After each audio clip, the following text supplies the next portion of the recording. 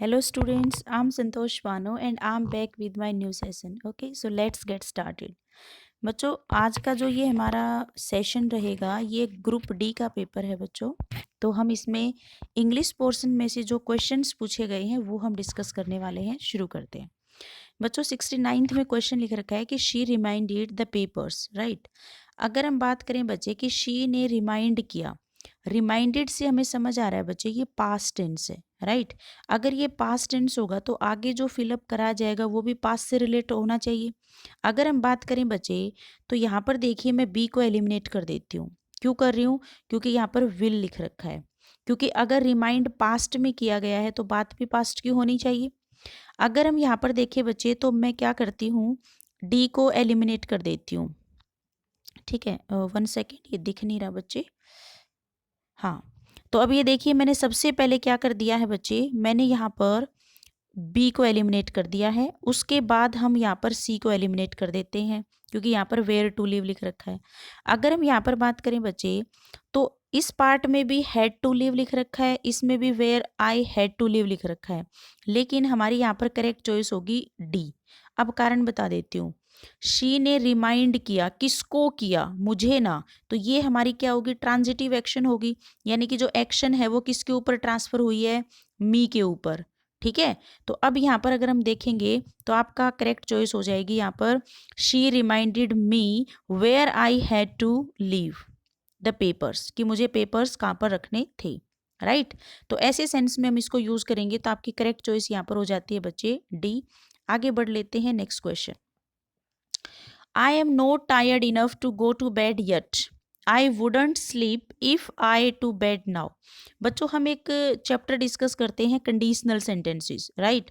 अगर हम conditional sentences की बात करें बच्चे तो देखिए कंडीशन हमारी सिंपल प्रेजेंट टेंस में भी हो सकती है, यानी कि V1 में हो सकती है, लेकिन आगे उसके लिए फिर हम कौन सा टेंस यूज करते हैं? फ्यूचर। एंड रीजन क्या है? अगर कोई एक्टिविटी आज आप करते हो तो उसका रिजल्ट कब मिलता है? फ्यूचर में। जैसे मैं ये कहूँ कि अगर आप हार्ड वर्क करते हो पास हो जाओगे, यानी कि सिंपल फ्यूचर। अगर मैं ये कहूँ कि आपकी कंडीशन अगर V2 पास्ट टेंस में है तो आगे भी पास्ट टेंस यूज होगा। जैसे मैं आपको ये कहूँ कि अगर मेरे पास पैसे होते मैं आपको उधार दे देती। पैसे होते कब? पास्ट में। तो उधार भी कब देती? पास्ट में। क्लियर हुआ? अगर हम यहाँ पर बात करें बच्चे कि हमारी जो कंडीशन है वो हमसे पूछ रखी है कि कौन सा टेंस आएगा, इधर क्या लिख रखा है? Wouldn't sleep. अगर मैं बात करूं वुडंट की तो वुड किसका पास्ट फॉर्म होता है? विल का पास्ट फॉर्म होता है वुड। अब यहाँ पर देखिए बच्चे कि मेरी जो कंडीशन है, ये जो कंडीशन वाला पार्ट है ये V2 होना चाहिए। अब देखो ऑप्शन में V2 कहाँ है? ये डी में है। क्लियर? तो यहाँ पर देखिए बच्चे कंडीशन वाले पार्ट में मॉडल तो हम कभी लगाते ही नहीं, सी को मैंने इसलिए एलिमिनेट कर दिया। क्या आए के बाद सीधा वर्ब का थर्ड फॉर्म आ सकता है बच्चे?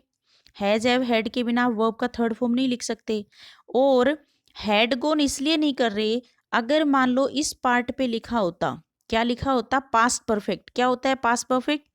अगर मान लीजिए इस पार्ट पे लिखा होता वुड नोट हैव स्लेप्ट, अगर ऐसा लिखा होता, ये होता पास्ट परफेक्ट, इस जगह पे होता ये, तो मैं आगे फिट करती हैड गोन, क्योंकि पास्ट परफेक्ट का कॉम्बिनेशन पास्ट परफेक्ट के साथ होता है, पास्ट का कॉम्बिनेशन पास्ट के साथ होता है। So your correct choice will B D.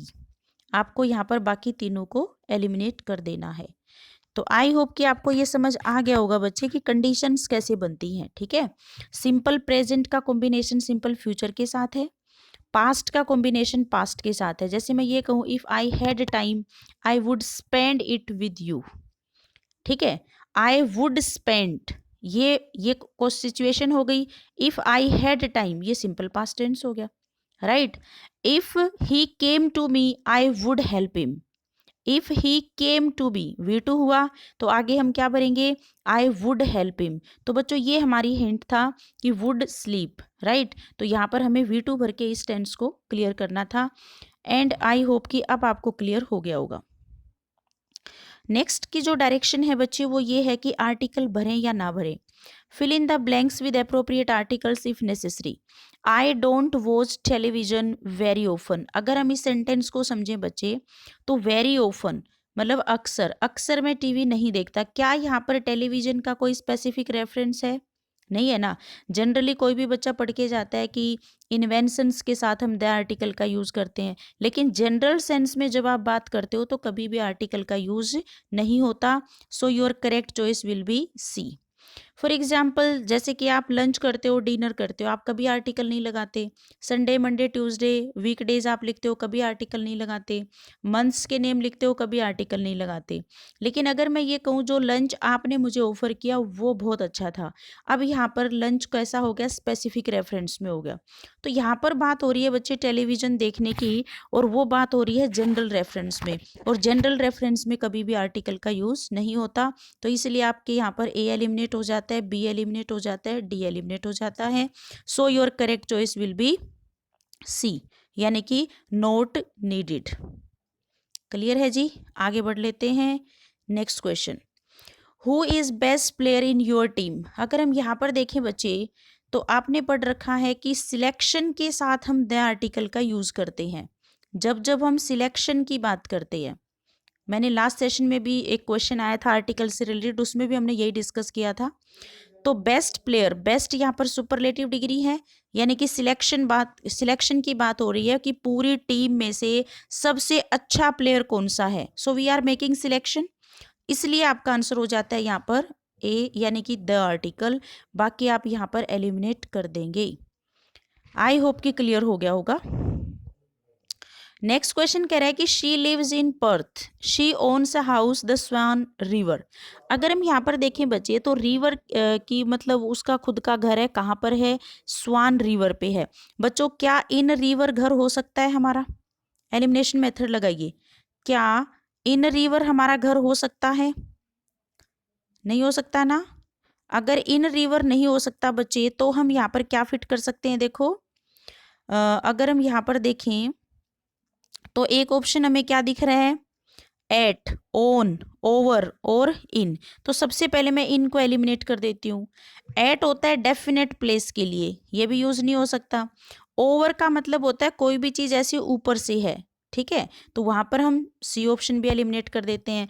Own का यूज होगा बच्चे जिसका मतलब होगा नियर बाई के सेंस में, यानी कि नजदीक है, स्वान रिवर के नजदीक है। तो नजदीक के, नियरनेस के सेंस में हम यूज कर सकते हैं ओन, इसलिए आपकी करेक्ट चॉइस हो जाती है यहाँ पर बी। आगे बढ़ लेते हैं। Cricket I enjoy watching football and basketball. अगर हम यहाँ पर देखें बच्चे तो ये क्रिकेट की स्पेलिंग ठीक कर लेना बच्चों। यहाँ पर कुछ ऑप्शंस लिख रखे हैं कि besides, beside, except and except for. अगर हम यहाँ पर देखें बच्चे तो सबसे पहले मैं एक्सेप्ट फॉर को एलिमिनेट कर देती हूँ। बिसाइड का मतलब होता है बगल में, कोई भी पर्सन, जैसे मैं ये कहूँ she is sitting beside me, यानी कि मेरे बगल में बैठी है वो, तो ये यहाँ से एलिमिनेट हो गया। अब आपकी गाड़ी अटकेगी बच्चे बिसाइड्स और एक्सेप्ट में, क्योंकि दोनों का मतलब ही क्या होता है? के अलावा। बट एक चीज ध्यान रखना, बिसाइड्स हमेशा सिचुएशन में प्लस करने के लिए किया जाता है, ठीक है। एक्सेप्ट माइनस के केस में यूज होता है, यानी कि जब आप किसी चीज में से, जैसे मैं ये बोलूं, कई बार हम घर में कैसे बात करते हैं कि भाई शादी में मैं भी गई थी, बाकी सारे भी गए थे। अब मैंने अपने आप को सिचुएशन में क्या किया है? ऐड किया है। तो मुझे यहाँ पर लिखना पड़ेगा कि besides me everybody attended the party. इसका मतलब ये होगा कि मैं भी थी, बाकी सारे भी थे। लेकिन अगर मैं कई बार ये कहूँ कि भाई मैं नहीं गई थी, बाकी सारे गए थे, तो except me everybody was there. Except me का मतलब यहाँ पर हो गया कि मैं माइनस हो गई सिचुएशन से, राइट। तो अगर हम सेंटेंस को देखें कि क्रिकेट आई एंजॉय, मैं एंजॉय करता हूँ वॉचिंग फुटबॉल एंड बास्केटबॉल, यानी कि यहाँ पर सिचुएशन में जोड़ा जा रहा है कि क्रिकेट के अलावा मैं क्या एंजॉय करता हूँ? फुटबॉल खेलना, देखना, और बास्केटबॉल भी। तो यहाँ पर सिचुएशन हुई है प्लस, और प्लस के लिए हम हमेशा यूज करते हैं बिसाइड्स, राइट। तो यहाँ पर आपका लॉजिक हो जाएगा बच्चे, डी को भी हम एलिमिनेट कर देंगे। जैसे आप जनरली पढ़ते हो ना, एक्सेप्शन है ये, तो एक्सेप्शन कौन सी चीज होती है? जो कोई भी कॉन्सेप्ट है उसको फॉलो नहीं करता, राइट। तो माइनस, नेगेटिव, अपने सिचुएशन में से ये क्या करता है? माइनस करता है हमेशा, इस चीज का ध्यान रखना। आगे बढ़ लेते हैं। I television a lot but I don't any more. अगर हम इस सेंटेंस में देखें बच्चे तो क्या कह रहे हैं कि मैं टेलीविजन खूब देखता था बट आई डोंट एनी मोर, आजकल मैं नहीं देखता।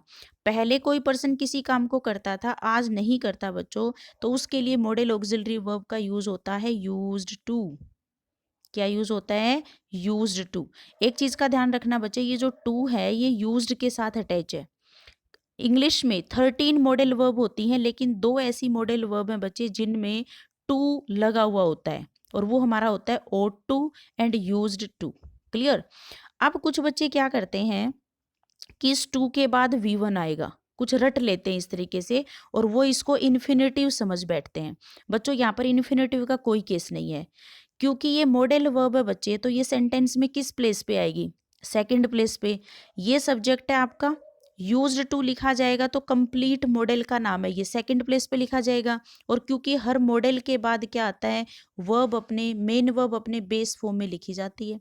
तो ये देखिए, यूज्ड टू के बाद आपको यहाँ पर V1 करना पड़ेगा, और यही आपकी करेक्ट चॉइस होगी। वॉज वॉचिंग गलत हो जाएगा, वॉज्ड बिल्कुल गलत हो जाएगा। यहाँ पर देखिए बच्चे, वॉज यूज्ड टू वॉज, एक चीज का ध्यान रखना, आई के बाद जब ये वॉज बीच में आएगा, यूज्ड का प्लेस कौन सा हो जाएगा? थर्ड हो जाएगा। बच्चे अगर ये यूज्ड थर्ड प्लेस पे लिखा जाएगा तो ये मेन वर्ब का काम कर रहा होगा, राइट? जब ये मेन वर्ब का काम करेगा तो टू हमारी इंग्लिश में प्रेपोजिशन होगी, और यहाँ पर वॉच नहीं फिर वॉचिंग लिखा जाएगा, क्योंकि हर प्रेपोजिशन का ऑब्जेक्ट हमेशा जेरेंड बनता है। क्लियर बच्चों? पानोज इंग्लिश क्लासेज के चैनल पे मैंने वर्ब के कुछ वीडियोस डाल रखे हैं बच्चे, तो वहाँ से आप ये सारी जानकारी उठा सकते हो अगर आपको लग रहा है कि ये चीज़ हमारे लिए हेल्पफुल है। यूज्ड टू जब सेकंड प्लेस पे लिखा जाता है तभी वो मॉडल का काम करता है, क्योंकि हर मॉडल वर्ब सेंटेंस में सेकंड प्लेस पे यूज होती है, मेन वर्ब से जस्ट पहले। ठीक है? जब जब हम यूज्ड को थर्ड प्लेस पे लिखते हैं तो ये मेन वर्ब का रोल प्ले करता है। इस केस में टू हमारी प्रेपोजिशन बनती है, और हर प्रेपोजिशन का ऑब्जेक्ट हमेशा जेरेंड बनता है। क्लियर? तो ये डी को मैं इसलिए एलिमिनेट कर रही हूँ क्योंकि इसने टू वॉच, अगर ये वॉचिंग लिखा होता ना बच्चे तो भी मैं यहाँ पर फिट कर सकती थी, लेकिन टू वॉच तो होता ही नहीं। जब यूज्ड थर्ड प्लेस पे आता है तो हमेशा वॉचिंग होता है, इसलिए मैंने डी को एलिमिनेट किया है। So your correct choice is a. Past के रूटीन एक्शन को बताने के लिए हम यूज कर रहे हैं कि I used to watch television, right? So I hope कि आपको क्लियर हुआ होगा। अदरवाइज आप एक बार विजिट कर लो बच्चों, काफ़ी कॉन्सेप्ट मैंने आपसे डिस्कस कर रखे हैं। पानोज इंग्लिश क्लासेज पे जाइए और वहाँ पर आप देखोगे ना, वर्ब के चैप्टर्स डाल रखे हैं मैंने, तो आप वहाँ से देख सकते हो। Next question is a long time for the बस। अगर हम यहाँ पर बात करें बच्चे, तो बात चल रही है कि सेंटेंस को हमें करेक्ट करना है, मतलब यहाँ पर जो फिलअप में जो डालना है वो सही डालना है। बच्चे अगर हम यहाँ पर देखें तो वी मस्ट टू वेट, बिल्कुल इरिलीवेंट बात है, गलत हो जाएगा। Always we have to wait, बच्चों जो आपकी फ्रीक्वेंसी बताने वाली एडवर्ब है वो कभी भी सेंटेंस के शुरू में नहीं आ सकती, राइट? यहाँ पर लिख रखा है we have to wait always, always हमारा पीछे चला गया। अगर ऑलवेज शब्द को ए लॉन्ग टाइम से पहले लिखोगे तो ये मॉडिफाई इसको करेगा, गलत हो जाएगा। आपकी करेक्ट चॉइस होगी बच्चे यहाँ पर डी। क्या बन जाएगा? We always have to wait a long time for the बस।